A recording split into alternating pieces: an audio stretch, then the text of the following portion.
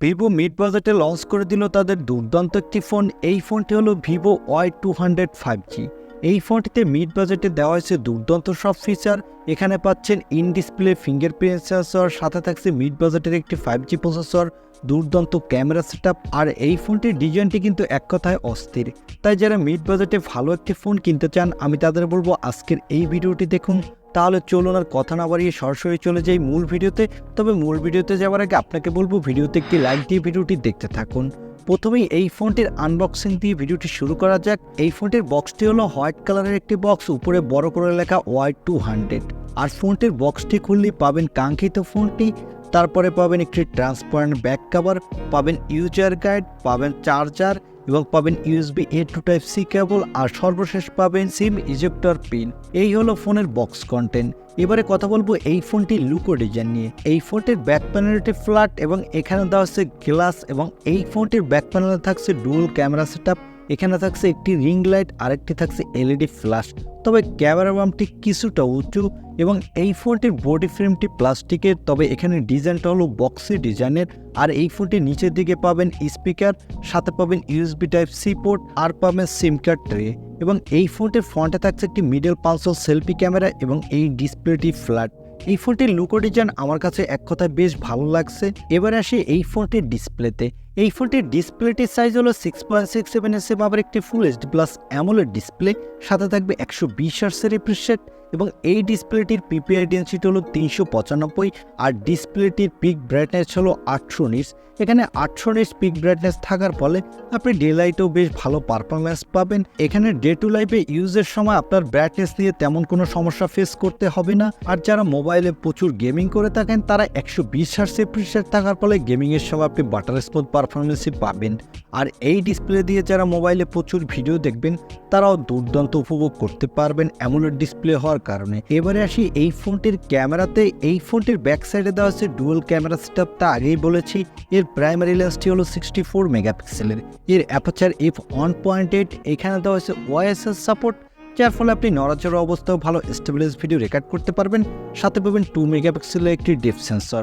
এই ফোনটির back camera দিয়ে আপনি ফুল HD প্লাস ভিডিও রেকর্ড করতে পারবেন। আর এই বাজেট বিবেচনায় আপনি মোটামুটি ভালোই ফটোগ্রাফি তুলতে পারবেন। তবে আমার কাছে মনে হচ্ছে এখানে যদি একটি আল্ট্রা ওয়াইড লেন্স দিত, তাহলে এই ফোনটির ব্যাক ক্যামেরায় আল্ট্রা ওয়াইড ভিউটা ভালো পাওয়া যেত। তাহলে এই ফোনটির ক্যামেরা কোয়ালিটি আর একটু বেটার হতো। আর এখানে পাবেন 16 মেগাপিক্সেলের সেলফি ক্যামেরা। এই ক্যামেরাটি দিয়ে আপনি ফুল HD প্লাস ভিডিও রেকর্ড করতে পারবেন, আর এখানে আপনি দুর্দান্ত কোয়ালিটির সেলফি তুলতে পারবেন। এবারে আসি এই ফোনটির অন্যতম হাইলাইটেড অপশন অর্থাৎ এর পারফরমেন্স নিয়ে। এই ফোনটির পারফরমেন্সের জন্য থাকছে স্ন্যাপড্রাগনের 4 Gen 1 প্রসেসর। এই প্রসেসরটি 6 ন্যানোমিটার আর্কিটেক্টে বিল্ড, এবং এই প্রসেসরটি দিয়ে আপনি ভালো মাল্টিটাস্কিং করতে পারবেন। ডে টু লাইফের কাজগুলো আপনি ভালোই চালিয়ে নিতে পারবেন। এখানে আপনি ক্যাজুয়াল গেমিংও করতে পারবেন, যেমন ফ্রি ফায়ার, পাবজির মতো গেম খেলতে পারবেন। তবে হাই গ্রাফিক্সে খেলতে পারবেন না, সেক্ষেত্রে অনেকটা ল্যাগ এবং ফ্রেম ড্রপ পাবেন। তবে লো গ্রাফিক্সে বেশ ভালো পারফরমেন্সই পাবেন।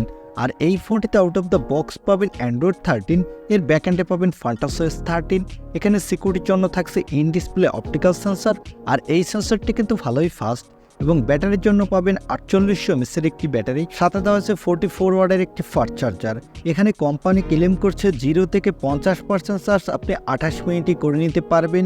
আর এই ফোনটি মার্কেটে আপনি দুটি কালার ভেরিয়েন্টে পাবেন, একটি হলো জাঙ্গল গ্রিন, অন্যটি হলো ডেজার্ট গোল্ড। এই ফোনটির ওয়েট হলো 190 গ্রাম এবং এর থিকনেস হলো 7.7 মিলিমিটার।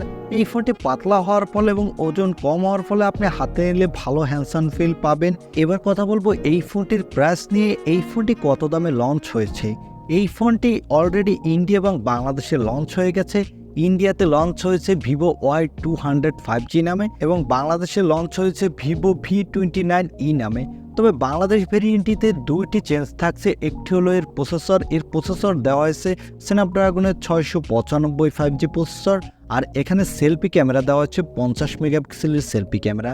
মাত্র এই দুইটি চেঞ্জেস দিয়ে এই ফোনটির দাম বাংলাদেশে অনেক বেশি রেখেছে। এর 256GB ভেরিয়েন্টটির দাম রাখা হয়েছে 36,999 টাকা, অর্থাৎ প্রায় 37,000 টাকা। আর ভিভোর 828GB ভেরিয়েন্টটি ইন্ডিয়ান মার্কেটের দাম রাখা হয়েছে 21,999 রুপি, অর্থাৎ প্রায় 22,000 রুপি, যা বাংলা টাকায় কনভার্ট করলে দাঁড়ায় 25,000 টাকার মতো।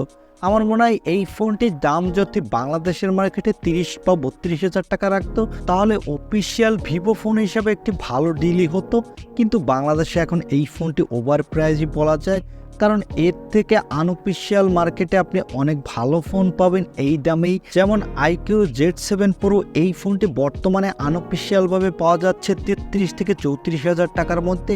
এই ফোনটিতে দেওয়া হয়েছে কার্ভ ডিসপ্লের সাথে ক্যামেরাও এর থেকে বেটার এবং এর অন্যান্য ফিচারও এর থেকে বেটার। তাই আমার মনে হয় এই ফোনটি না নিয়ে আপনি আইকিউ Z7 Pro ফোনটিও নিতে পারেন। তবে আপনি যদি অফিসিয়াল ফোন নিতে চান তাহলে এই ফোনটি নিতে পারেন। এখন এই ফোনটি আপনার কাছে কেমন লেগেছে বা এই ফোনটি আপনি কিনবেন কিনা তা কমেন্টে জানাতে পারেন। আর ভিডিওটি ভালো লাগলে লাইক দিয়ে চ্যানেলটি সাবস্ক্রাইব করে আমাদের সাথে থাকুন। দেখা হবে নেক্সট ভিডিওতে। আজকের মতো আল্লাহ হাফেজ।